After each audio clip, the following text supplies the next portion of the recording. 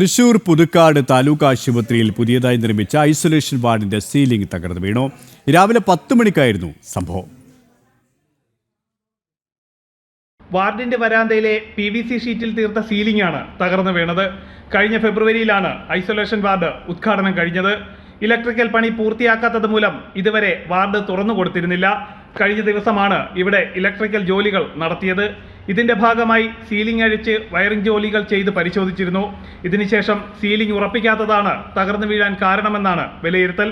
വയറിങ്ങിന് വേണ്ടി അവര് ഈ ഷീറ്റൊക്കെ പൊളിച്ചപ്പോൾ അറന്നിരുന്നിരുന്ന് വീണതല്ല, വേറെ ബേസിക് കംപ്ലൈൻറ്റ് ഉള്ളതല്ലാതെ. അല്ല, ഈ നിർമ്മാണ പ്രവർത്തനത്തിൽ ഇതിൻ്റെ വയറിങ്ങിന് നടപടികളൊക്കെ ഇപ്പോൾ നടത്തണമുള്ളപ്പോൾ ഇത് ICUവിൻ്റെ കാലഘട്ടത്തിൽ നമ്മൾ ഇപ്പോൾ റിസർവിന് വേണ്ടി വന്നാൽ അങ്ങനെ എനിക്കപ്പോൾ കോവിഡ് കാലഘട്ടത്തിൽ റിസർവ് വേണ്ടി വന്നാൽ എനിക്ക് മാറ്റി വെച്ചാൽ കേട്ടില്ല.